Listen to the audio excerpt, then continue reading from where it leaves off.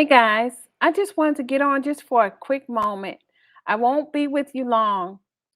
I wanted to share a word that God gave me the other day, and that was the word intensify.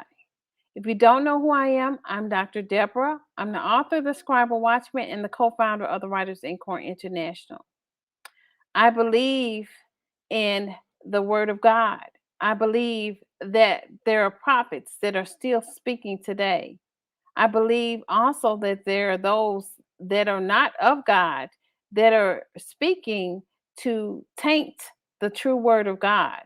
But we each and every one of us can hear God. The thing is, you have to have a relationship with Him according to Psalm 91. You have to abide under the shadow. We are going to go through some dark times. Prepare now as best as you can. Get you some canned goods. Stockpile whatever you can. Seek God. Start journaling. Let me encourage you, that is the best thing you can ever do is to journal. It clears out your inner spirit.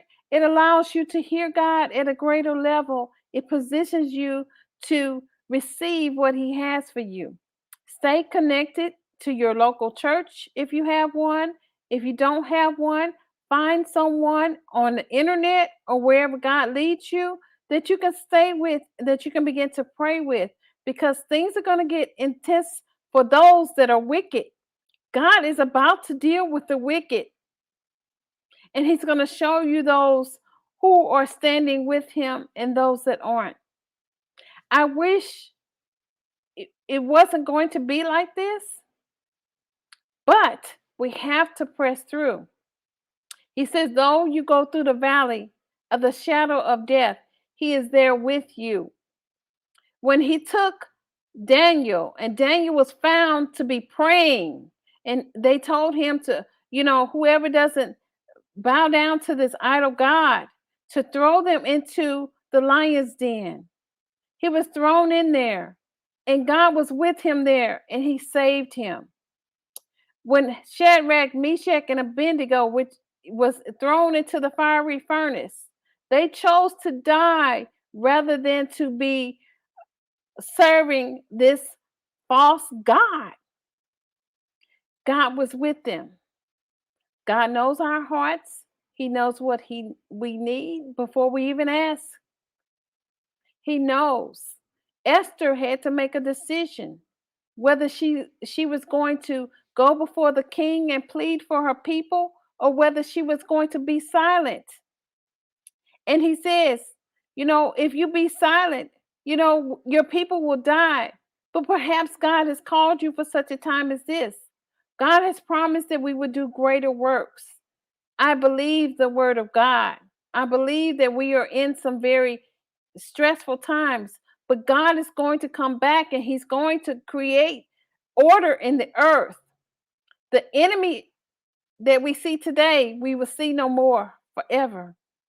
Keep praying, keep pressing in, keep believing, keep trusting God.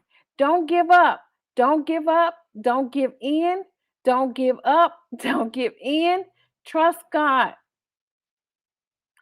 I'm just going to share just a short story. Some of the people that I've been connected to, that I met for the first time, they're losing loved ones. I don't want to interject my opinion, my beliefs, or anything like that. But we have to learn how to live one day at a time, one moment at a time, 1 second at a time. And we have to stay connected to God. And we have to be like Daniel was. And we have to be like Shadrach, Meshach, and Abednego, which was Daniel and his friends. Now, David was also faced with many challenges with Saul on his back all the time. But what did God do? He took him through it. He took him through it. Not all of God's disciples, Christ's disciples, died.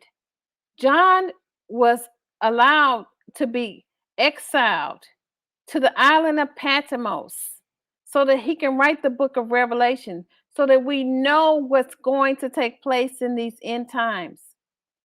Read Revelations. He said, blessed is he or she who reads the word, is to let us know, to be encouraged that we will overcome. We will overcome. You know, we will overcome and we will be victorious. I I don't have a teaching for today, but I want you to be encouraged, to keep the faith, to know that God has got this no matter what. Don't change sides. Stick with God. Until next time.